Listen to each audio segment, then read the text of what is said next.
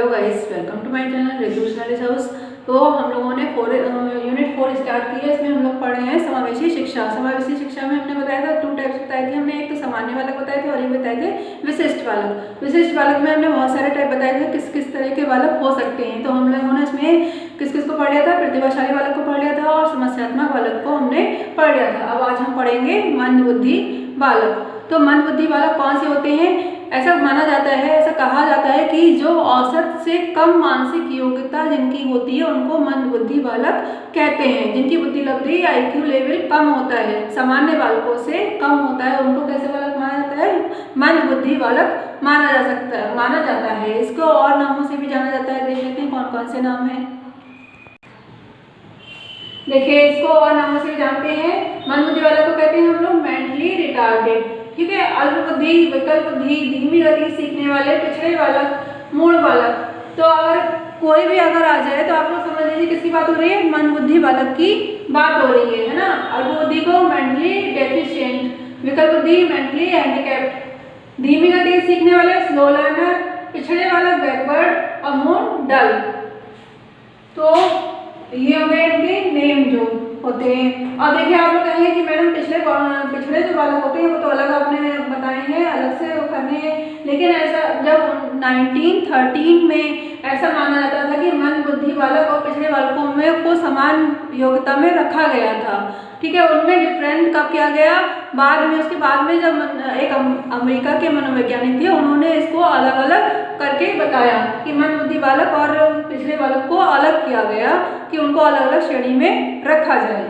तो ये तो हो गए मंदबुद्धि बालक के जो नाम थे वो मैंने आप लोग बता दिए हैं। परिभाषा आप लोग देख लेते हैं एक बार कौन सी है जो इम्पोर्टेंट है, पूछी जाती है। देखिए, डेफिनेशन इंपॉर्टेंट है, मैंने आप लोग को लिखवा दी है, नोट कर लीजिएगा आप लोग। मैं समझा देती हूँ एक बार। जिन बालकों की बुद्धि लब्धि 70 से कम होती है उनको मंदबुद्धि बालक कहा जाता है, कहते हैं। ये किसकी डेफिनेशन है? क्रो एवं क्रो की डेफिनेशन है। इंपॉर्टेंट डेफिनेशन है, पूछी जाती है, एग्जाम में पूछी जा सकती है। तो इसको आप लोग लर्न कर लीजिएगा। तो इसमें कुछ भी नहीं है, बस खाली बुद्धि लब्धि बताइए कितनी है, 70 से कम है। तो कौन से बालक होंगे? मंदबुद्धि बालक होते हैं। ठीक है, फिर है सेकंड डेफिनेशन है, ये भी इंपॉर्टेंट है, ये स्किनर की है। प्रत्येक छात्रों को एक वर्ष में शिक्षा का एक निश्चित कार्यक्रम पूरा करना पड़ता है। 1 ईयर का टाइम दिया जाता है, उसमें एक क्लास कंप्लीट करनी होती है। जो छात्र उसे पूरा कर लेते हैं उनको सामान्य छात्र कहा जाता है और जो उसे पूरा नहीं कर पाते हैं उनको कैसा कहा जाता है? मंदबुद्धि छात्र कहा जाता है। तो ये डेफिनेशन किसने दी थी? स्किनर ने दी थी। तो ये दोनों ही इंपॉर्टेंट है, दोनों आप लोग अच्छे से लर्न कर लीजिएगा, इनको नोट कर लीजिएगा अच्छे से। तो ये पूछी जा सकती हैं। ठीक है, अब इसके बाद देखते हैं मंदबुद्धि के स्तर। देखिए, मंदबुद्धि के स्तर जो लेवल बताए हैं वो 3 बताए गए हैं। ये नहीं है कि जो मंदबुद्धि अगर हमने कह दिया तो सारे मंदबुद्धि एक ही टाइप के होंगे, उसके भी अलग अलग 3 टाइप में हम लोग उसको डिवाइड कर सकते हैं। तो फर्स्ट है इसमें जड़ बुद्धि। जड़ बुद्धि इडियट, इंग्लिश में बोलते हैं इसको इडियट। अब हम लोग किसी से भी ऐसे ही बोल देते हैं क्या तुम इडियट हो, तो ऐसे नहीं बोलना चाहिए, है ना। इडियट का मतलब आप लोग देखिए समझिए। ये सबसे कम इनकी बुद्धि होती है, बुद्धि लब्धि होती है। कितनी IQ इनकी कितना होता है? 25। बस अधिक से अधिक इनका कितना होता है? 25 ही होता है, 25 ही होता है ना। तो इसमें मानसिक दुर्बलता सबसे अधिक पाई जाती है। मानसिक विकास इसका बस खाली जैसे 2 साल के बच्चे का मानसिक विकास होता है उतना ही मानसिक विकास इनका हो पाता है। 2 ईयर्स लिखा है मैंने मानसिक विकास, तो मतलब जैसे 2 साल के बच्चे का मानसिक विकास होता है उतना ही इनका मानसिक विकास हो पाता है। तो ये क्या करते हैं? ये अपना काम भी अपने आप से नहीं कर पाते हैं। ये इनको मतलब हर समय एक हेल्प की जरूरत होती है। इनको कपड़े पहनाने के लिए, इनको खाना खिलाने के लिए हर समय इनके पास में कोई एक रहना चाहिए प्रॉपर। ना ये ठीक से बोल पाते हैं, ना चीज़ों को समझ पाते हैं। तो ऐसे बच्चों की देखभाल की बहुत ज़्यादा आवश्यकता होती है। और अगर देखभाल इनको सही से नहीं मिला तो इनको क्या होता है भाई? अगर बच्चे बड़े हो जाते हैं, बहुत से बच्चे ऐसे होते हैं बड़े हो जाते हैं, नहीं प्रॉब्लम, घर में भी ऐसा माहौल नहीं हो पाता है प्रॉपर देख पाए, कोई भी अगर उनको गाइडेंस नहीं कर पा रहा है, नहीं देख पा रहा है, नहीं चीज़ें उनके साथ में प्रॉपर कर पा रहा है, तो इनकी जल्दी डेथ भी हो जाती है। ठीक है, तो ये तो हो गए जड़ बुद्धि। फिर है मूढ़, MSI। इनकी IQ लेवल होती है 25 से 50 तक। इनकी 25 थी, इनकी 25 से कितनी हो गई? 50 हो गई। इनका मानसिक विकास जो होता है वो 3 से 7 साल तक के बच्चे की जितना मानसिक विकास होता है उतना ही इनका हो पाता है। तो ऐसे बच्चों को हम क्या कर सकते हैं? इनको पढ़ना लिखना नहीं सिखाया जा सकता है। इनको बस खाली शब्दों का ज्ञान तो करा दिया जाएगा, लेकिन पढ़ना लिखना इनको नहीं सिखाया जा सकता है। और इन बालकों के लिए मतलब संरक्षण की तो आवश्यकता इतनी ज़्यादा आवश्यकता नहीं होती है कि वे अपना काम भी स्वयं से ना कर पाएँ। काम तो कर लेते हैं अपना, जैसे खाना खाना है, कपड़े पहनना है, इस टाइप से काम तो कर लेंगे अपना, लेकिन इनका मानसिक विकास बहुत कम होता है इनका भी, तो इनको पढ़ाया लिखाया नहीं जा सकता है। ना ही ये कोई किसी आगे कोई काम कर सकते हैं, ठीक है, जैसे रोजी रोटी अपने कमाने के साधन जुटा पाएँ, तो इस टाइप से भी ये लोग काम नहीं कर पाते हैं। फिर होते हैं मूर्ख, मोरन। इनकी आयु भी होती है 50 से 70 के बीच में होता है। इनका मानसिक विकास होता है वो 7 से 10 साल तक के बच्चे का जितना मानसिक विकास होता है उतना इनका मानसिक विकास हो जाता है। तो ऐसे बच्चों को क्या कर सकते हैं हम, ऐसे बच्चों को अपने जीवन निर्वाह ये कर सकते हैं। मतलब अगर इनको किसी वोकेशनल काम में अगर इनको कुछ भी सिखा दिया जाए तो ये सीख जाते हैं, सीख जाएंगे तो फिर अपने ये रोजी रोटी के कमाने के साधन जुटा पाएंगे, अपने आप से अपना जीवन निर्वाह कर पाएंगे ऐसे लोग। तो ये हो गए हमारे 3 लेवल जो मैंने आप लोग को बता दिए, जड़ बुद्धि, मूढ़ और मूर्ख। ठीक है, अब इसके आगे हम लोग देखते हैं। देखिए अब देखते हैं मन बुद्धि के कारण। इसमें फर्स्ट है वंशानुक्रम। वंशानुक्रम से वही तात्पर्य है हेरिडिटी से।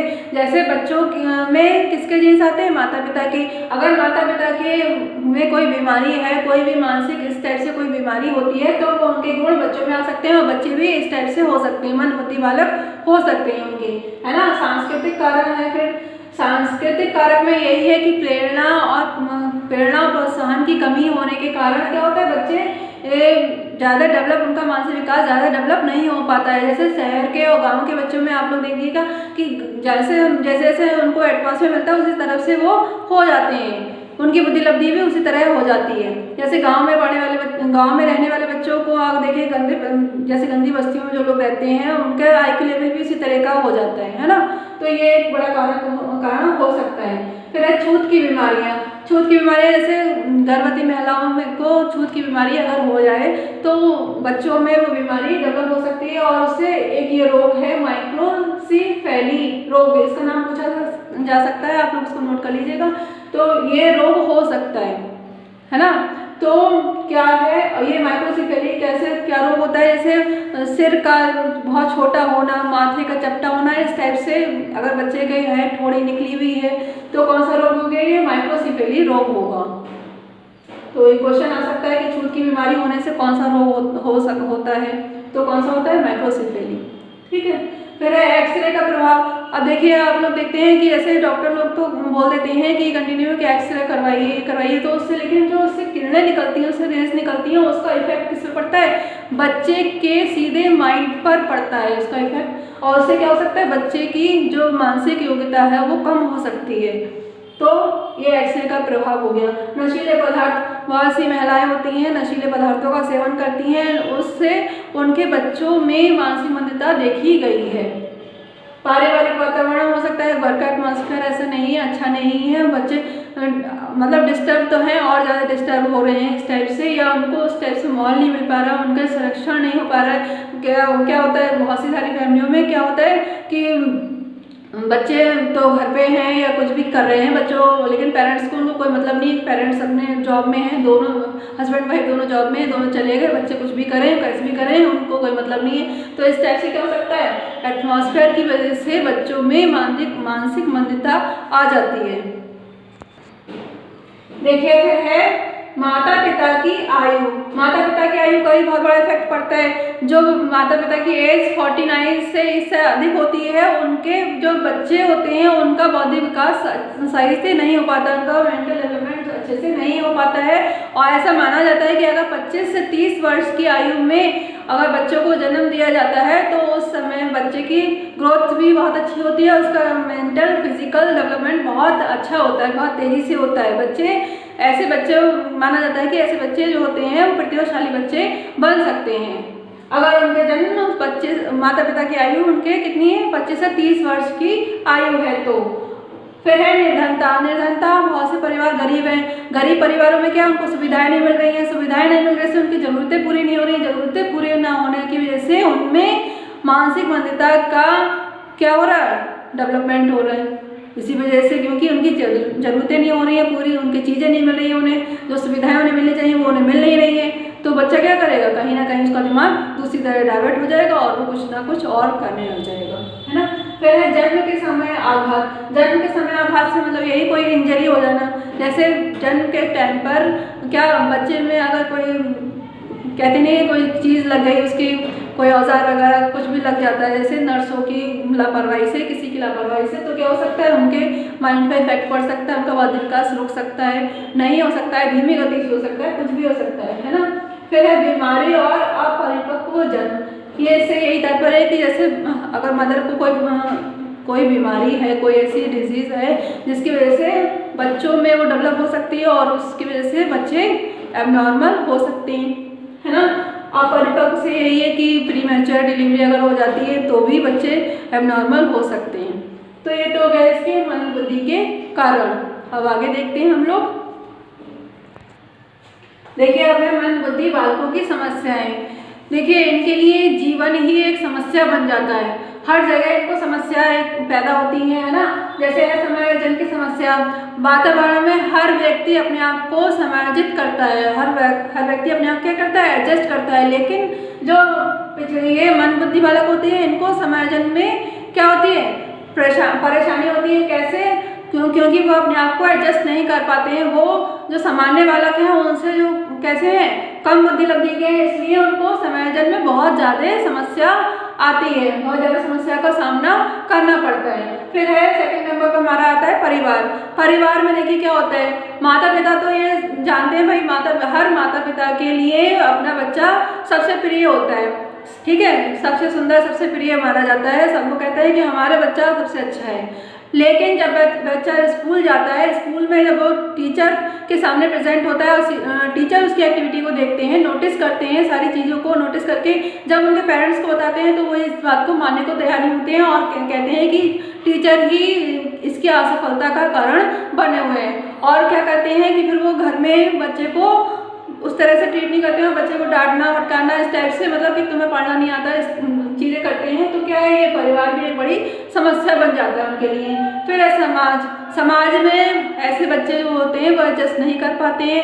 क्यों, उन्हें वही प्रॉब्लम आती है कि समाज में कैसे एडजस्ट हो, है ना।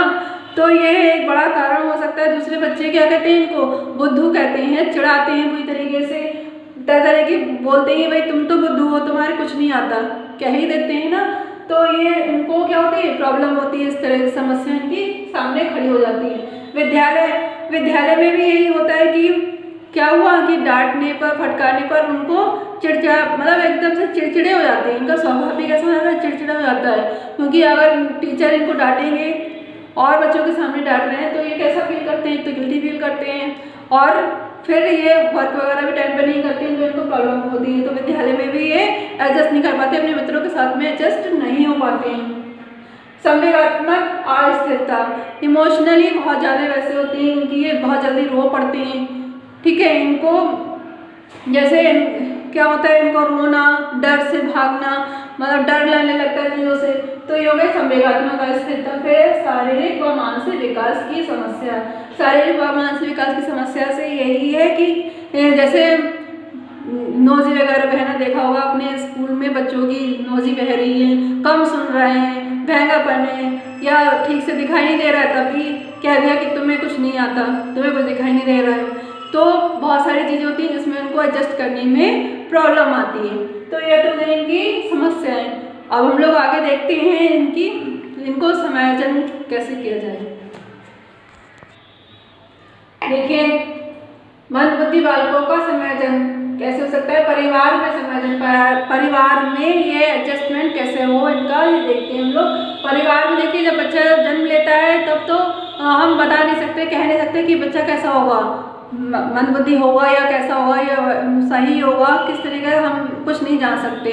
जब थोड़े टाइम के बाद में, जब थोड़ा सा बच्चा बड़ा हो जाता है, जब चीज़ों को खेलना कूदना मतलब करने लगता है, एक्टिविटी करने लगता है, तब हम जान पहचानते हैं कि ये बच्चा खेल पा रहा है, सही से नहीं खेल पा रहा है, समझ पा रहा है चीज़ों को, नहीं समझ पा रहा है, तब हम जान पाते हैं कि बच्चा मंदबुद्धि भी हो सकता है या और किसी तरह का भी हो सकता है। तो क्या करेंगे, हम मनोवैज्ञानिक के पास में जाएंगे, मनोचिकित्सक के पास में जाएंगे, डॉक्टर को दिखाएंगे और डॉक्टर से ये जानेंगे क्या ये वास्तव में बालक मंदबुद्धि है या नहीं है। ठीक है, तो फिर अगर बच्चा मंदबुद्धि का है तो उसके लिए हमें क्या करना होगा, फर्स्ट नंबर मैंने दिया है सहानुभूतिपूर्ण व्यवहार। बच्चे के साथ में हमेशा सहानुभूतिपूर्ण व्यवहार करना चाहिए, ना कि हम उसको डांट के फटकार के चीज़ों से करवाएं तो नहीं कर पाएगा बच्चा, और ज़्यादा उसकी IQ लेवल जो होगी और कम होती चली जाएगी। शारीरिक देखभाल हमें उसकी अच्छे से करनी चाहिए। ठीक है, साफ़ सुथरा रखना चाहिए उसको, जैसे ठीक से बच्चा खा पा रहा है या नहीं, कपड़े पहन पा रहा है नहीं पहन पा रहा है, नहीं पहन पा रहा है तो हमें उसकी हेल्प करनी चाहिए। उसमें बच्चों में खेल व अच्छी आदतों का विकास, ऐसे बच्चों में हम क्या कर सकते हैं, खेल की चीज़ें जैसे खेल खिलाना, छोटे छोटे खेल हैं उसको सिखा सकते हैं हम लोग, उसके साथ में खेल सकते हैं जिससे बच्चा खुश रहे, है ना। अच्छी आदतों का विकास कर सकते हैं, धीरे धीरे हम उसको सिखा सकते हैं। तो ये सब चीज़ें होगी इसमें। परिवार में संवेदन, फिर है समाज में संवेदन। समाज में बच्चे कैसे एडजस्ट हो, यही है कि क्या नाम है, बच्चों जो दूसरे बच्चे हैं उनको भी ये समझाना चाहिए कि भाई इस बच्चे का ज़्यादा आपको ध्यान रखना है, इसके साथ में आपको अच्छे से खेलना है, इसकी चीज़ों को समझना है। और इसके लिए क्या कर सकते हैं, जैसे जो बच्चे कम, जैसे मैंने बताया अभी 70 से ऊपर के भी कुछ बच्चे होते हैं तो उनके लिए पुस्तकालय में जाकर बच्चे क्या कर सकते हैं, उनको स्टडी करवा सकते हैं, पढ़ा सकते हैं। जो अच्छे बच्चे हैं वो उनकी हेल्प कर सकते हैं। फिर है विद्यालय में समायोजन। विद्यालय में समायोजन से यही तात्पर्य है, जैसे बताया गया था कि अगर बच्चा क्या, अब तो ये देखिए रूल आया था कि 8 तक किसी बच्चे को फेल नहीं किया जाएगा। अब आप बताइए कि अगर 8 तक हम किसी बच्चे को फेल नहीं करेंगे और लेकिन वो मंदबुद्धि बालक है, नई चीज़ें सीख पा रहा है, तो वो तो अगली क्लास में क्या होता जाएगा, प्रमोट होता जाएगा, लेकिन उसे तो कुछ आया ही नहीं। ठीक है, तो ये रूल कैसा है, गलत है। हमें बच्चे को मतलब देखना चाहिए, अगर बच्चा नहीं पास हो पा रहा है तो हमें उसी क्लास में रखना चाहिए, क्योंकि हमें जांचना चाहिए। अगर बच्चे को कुछ नहीं सीख पा रहा है तो हमें उसको सिखाना चाहिए। नेक्स्ट ईयर पे हमें उसको क्या करना चाहिए, उसे अच्छे से सिखाना चाहिए, उसके बाद ही हमें अगली कक्षा में उसको भेजना चाहिए। तो विद्यालय में जस्ट ऐसे बच्चे क्या होता है, जब बच्चे को हम निरंतर नई क्लास में भेजते जा रहे हैं तो क्या कर रहे हैं, बच्चे एडजस्ट ही नहीं हो पा रहे हैं, तो ये एक बड़ी समस्या हो सकती है। तो इसका समायोजन किया जाना चाहिए, इसका समाधान किया जाना चाहिए। तो ये तो हो गया हमारे, अब इसमें और भी पॉइंट है वो देख लेते हैं, यहाँ जगह नहीं थी इसलिए मैंने छोड़ दिया था। देखिए अब है व्यावसायिक प्रशिक्षण। व्यावसायिक प्रशिक्षण से यही है कि बच्चे को हमें ऐसी ट्रेनिंग देनी चाहिए जिससे वह अपनी रोजी रोटी कमाने के साधन जुटा सके, है ना। जो बच्चे नहीं पढ़ पा रहे हैं, नई चीज़ों को समझ पा रहे हैं, तो हमें दूसरी तरफ उनको डाल देना चाहिए। तो हमें उसको ऐसी नॉलेज देनी चाहिए, ऐसे हमें ट्रेनिंग देनी चाहिए जिससे बच्चे आगे अपना जीवन अच्छे से निर्वाह कर सकें। फिर है सामाजिक उन्नति। सामाजिक उन्नति से तात्पर्य ये है कि बच्चे का शारीरिक, मानसिक, संवेगात्मक सारा डेवलपमेंट देखकर हमें क्या करना चाहिए, उनके पेरेंट्स से बात करनी चाहिए कि इसको अगर हम अगली कक्षा में प्रमोट कर रहे हैं तो उसमें आप भी इसमें क्या कर सकते हैं, इसमें अपना सहयोग दे सकते हैं। आपको ज़्यादा से ज़्यादा इस पर फोकस करना होगा, हम तो साथ मेहनत करेंगे, साथ में आपको भी इस पर ज़्यादा से ज़्यादा ध्यान देना होगा। तो ये तो हो गया मंदबुद्धि बालकों का समायोजन। अब इसके लिए देखते हैं कि टीचर कैसे होने चाहिए। देखिए मंदबुद्धि बालकों के लिए अध्यापक की विशेषताएं, क्या क्या विशेषताएं उनके अंदर होनी चाहिए। फर्स्ट है इसमें बच्चों का अवबोध। बच्चों का मतलब जो बच्चों को समझना, सबसे बड़ी बात है कि हम बच्चों को समझें। बच्चा किस कैटेगरी का है उसके अकॉर्डिंग ही हमें उसको टीच करना चाहिए, उसके अकॉर्डिंग ही हमें पढ़ाना चाहिए, समझाना चाहिए, है ना। तो बच्चे को समझना बहुत जरूरी होता है। सबसे पहले हमारा यही पॉइंट आता है कि बच्चे को समझना। पहले हम तो बच्चे को समझ ही नहीं पा रहे हैं कि बच्चा चाहता क्या है, किस तरह से सीखना चाहता है, वही चीज़ें हम नहीं जान पा रहे हैं तो हम बच्चे को क्या सिखाएंगे, है ना। फिर है संवेगात्मक स्थिरता। इमोशनल है नहीं है, उसमें इमोशनल होना चाहिए बच्चे। जैसे टीचर कैसे होना चाहिए, उसमें इमोशंस होने चाहिए, बच्चे को जान पाए कि बच्चा अगर रो रहा है तो हमें भी उसमें अपनी पूरी मतलब वो लगाने चाहिए कि क्यों रो रहा है। हमारे अंदर भी ऐसा इमोशन होना चाहिए कि बच्चा अगर रो रहा है, बच्चे को कोई परेशानी आ रही है, क्या प्रॉब्लम आ रही है, तो हमें उसको जानना चाहिए। ना कि ये नहीं है कि हमारा खाली उद्देश्य इतना हो कि हम क्लास में आए, पढ़ाएं और चले जाएं। ये हमारा मेन उद्देश्य नहीं होना चाहिए, है ना। सहानुभूतिपूर्ण व्यवहार हमें बच्चे से कैसे व्यवहार करना चाहिए, सहानुभूतिपूर्ण व्यवहार करना चाहिए, अच्छे से व्यवहार करना चाहिए। बच्चे को अगर कोई प्रॉब्लम आ रही है तो पूछना चाहिए, बेटा क्या प्रॉब्लम है, क्या क्यों आपको चीज़ें समझ में नहीं आ रही है, क्या दिक्कत हो रही है। तो इस तरह से हमें उसका अपना बिहेवियर कैसा रखना चाहिए, अच्छा रखना चाहिए। फिर है सही निर्णय, हमें बच्चे के अकॉर्डिंग ही निर्णय लेना चाहिए, सही निर्णय लेना चाहिए। सब तात्पर्य यही है कि हमें मतलब स्टेप बाय स्टेप देखना चाहिए कि बच्चे को कैसे हम ग्रोथ करवा सकते हैं, तो उसके अकॉर्डिंग ही हमें निर्णय लेना है। फिर रचना कौशल से तात्पर्य यही है कि आर्ट क्राफ्ट की पूरी जानकारी हमें होनी चाहिए, क्योंकि बच्चों को हम ज़्यादा से ज़्यादा एक्टिविटी करवा सकते हैं। ऐसे बच्चों को हम एक्टिविटी में ज़्यादा डाल सकते हैं ना, बच्चे ज़्यादा से ज़्यादा सीख सकते हैं। अगर उनको हम कोई भी एक्टिविटी करवाएंगे, ये क्राफ्ट वर्क कोई भी करवाएंगे तो वो कर पाएंगे, उनका माइंड उस तरफ ज़्यादा जल्दी डाइवर्ट हो जाएगा। फिर मानसिक रूप से स्वस्थ, टीचर भी मानसिक रूप से स्वस्थ होना चाहिए। अगर टीचर ही मानसिक रूप से स्वस्थ नहीं होगा तो बच्चों को क्या पढ़ाएगा, कैसे पढ़ाएगा, कैसे समझेगा, उसको नहीं पढ़ेगा समझेगा ना, तो फिर उसको भी दिक्कत आएगी। फिर आदर्श व्यवहार कैसा होना चाहिए टीचर का, अच्छा व्यवहार होना चाहिए, ठीक है। फिर है धीमी रफ्तार, अब देखा होगा आपने बहुत सारे टीचर होते हैं बहुत तेजी में आए पढ़ाए चले गए, उन्हें कोई मतलब नहीं कि बच्चे ने वर्क किया या नहीं किया, बच्चे को आया या नहीं आया, ठीक है। तो हमें रफ्तार कैसे रखनी चाहिए, स्पीड कैसे रखनी चाहिए, धीमी रखनी चाहिए, जिससे बच्चे प्रॉपर कर पाएँ, सही से कर पाएँ। फिर दृश्य श्रव्य सामग्री, ऑडियो विजुअल एड का ज़्यादा यूज़ करना चाहिए। ऐसे बच्चों के साथ में तो खास तौर से करना चाहिए, जिससे बच्चों को मतलब बच्चे इंटरेक्ट होते हैं, कोई चीज़ नई चीज़ देखते हैं, अगर किसी चीज़ का हमने मॉडल दिखा दिया तो उससे बच्चे अट्रैक्ट होते हैं और खुश होते हैं, फिर उसके बारे में जानने की ज़्यादा इच्छा रखते हैं। जैसे हमें पढ़ाना था ताजमहल का हमने मॉडल दिखा दिया बच्चे को, बच्चे क्या हुआ, खुश हुए, और फिर पूछेंगे मैडम ये बताइए कहाँ है, कैसा है, कैसे बना, तो इस टाइप से क्वेश्चन पूछने लग जाते हैं वो, तो मतलब उनके अंदर क्यूरियोसिटी आ जाती है एक तरीके से, तो इसका ज़्यादा से ज़्यादा हमें यूज़ करना चाहिए। तो ये तो हो गया हमारा आज मंद बुद्धि बालक, जो हमने पूरा कंप्लीट कर लिया। देखिए मैं आप लोग को पूरा डिटेल में पढ़ा रही हूँ, इतना डिटेल में मैंने देखा है कोई भी नहीं पढ़ाता है, तो आप लोग देखते रहिए, बराबर मेरी वीडियो देखिए, आप लोग को फ़ायदा ही होगा। और मैं कोई भी टॉपिक ऐसा नहीं है जो छोड़ रही हूँ, ठीक है। तो आप लोग ज़्यादा से ज़्यादा वीडियो देखिए, समझिए चीज़ों को, देखिए आपके पास में अभी टाइम है। अगर आप लोग सोच रहे हैं कि अभी एग्ज़ाम नहीं होगा, मान लीजिए अभी नहीं भी होगा एग्ज़ाम, तो अगर 1 महीने बाद 2 महीने बाद भी होगा, तब तक हमारी बहुत अच्छी तैयारी हो जाएगी। तो इसलिए धीरे धीरे आप लोग पढ़ते रहेंगे तो आपके लिए अच्छा रहेगा। तो आज के लिए बस इतना ही, ओके, थैंक यू। मेरी वीडियो को लाइक शेयर और सब्सक्राइब करो, ज़्यादा से ज़्यादा शेयर करो, लाइक करो, यही आप लोगों से कहना है। और व्हाट्सएप ग्रुप में जो मैंने ग्रुप बनाया है उसमें क्वेश्चन के आंसर, अगर आप लोग देखिए मैं 10 ही क्वेश्चन देती हूँ, 10 या 15, इससे ज़्यादा देती नहीं। अगर आप लोग मुश्किल से मुश्किल 10 से 15 मिनट का टाइम लगता है उसमें आंसर देने में, ज़्यादा टाइम नहीं लगेगा। अगर आप लोगों ने पढ़ा हुआ है, आप लोग BTC किए हुए, वेट करे हुए हैं आप लोग, तो ज़्यादा समय नहीं लगता उसमें। तो अगर 10-15 मिनट का टाइम भी आप लोग नहीं दे पा रहे हैं तो फिर मेरा तो क्वेश्चन देने में कोई फायदा नहीं बनेगा फिर, है ना। तो कोशिश करो क्वेश्चन के आंसर दे पाओ, okay, thank you. Like, share and subscribe to my channel.